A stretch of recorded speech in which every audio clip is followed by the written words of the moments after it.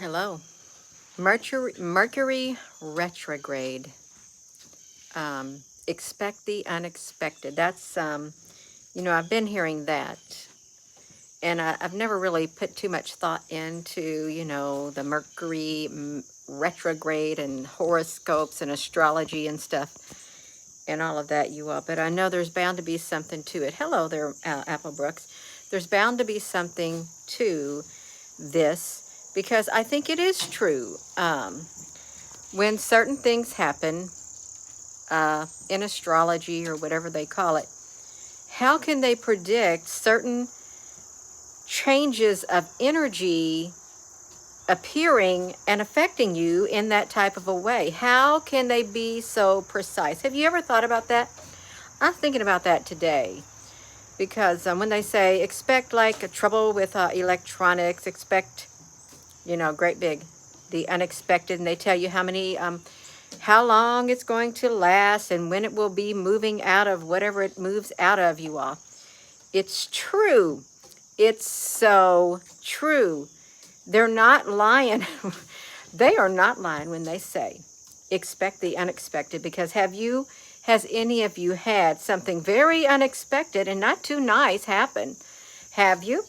Since this, whatever this is that has came about? Yeah. Has anybody seen it? I've seen it. I have witnessed it, you all. I have witnessed it before. Sometimes extreme and sometimes not. And they have foreknowledge of something happening is what they have for somehow, some way, you all. And it's kind of like life path numbers too. How can they predict and how can they tell all that they can tell about a person based on your month, your day, your year, your hour that you were born? How can they tell so much about the individual? And even like these tests they do, the personality tests, the ISFJ, the ISFT, the EF, all that kind of stuff, the personality tests, how do they know that stuff, you all? Really? And if they do a natal chart on you, how does that natal chart have the ability to look into the future and say your future trends will be? How on earth is that possible, you all? Where is this knowledge and stuff coming from? Is it just a luck of the draw? They're just guessing and stuff, and they're so close, even with the life path, you all. The life path, okay. The life path number for me is an 11, and it's pretty spot on for me. Pretty spot on, really well. As for the Scorpio, since I'm on the cusp, I don't have the extreme Scorpio personalities or traits that they say. I am a Libra rising. I do have a lot of that in me. I have like a lot of the best of both things is what I feel. Even though I can be stubborn, only to a certain extent, you are. But all the other stuff, how is it? How do they do it? That's right. I am on October the 24th of 1966. I was born around 1 in the morning on October the 24th.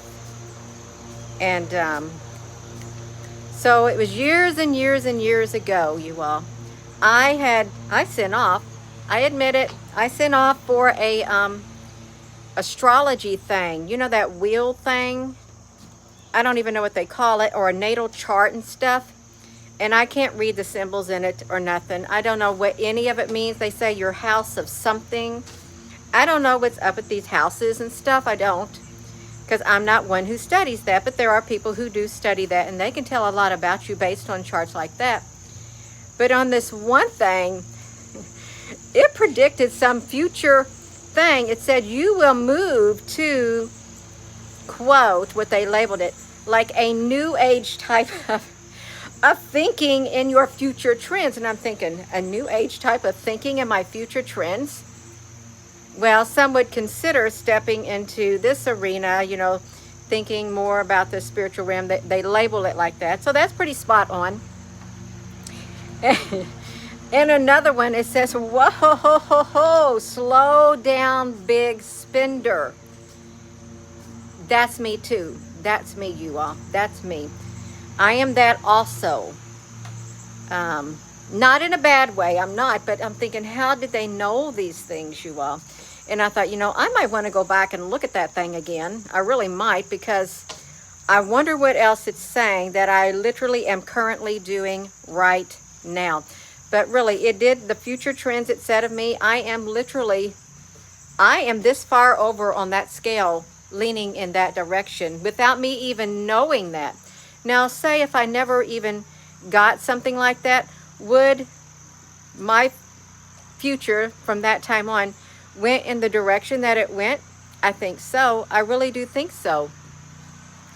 So it's wild. It's all wild. Somebody say, you don't need to pay any attention to that. That's of the devil. That's witchcraft. That's hello.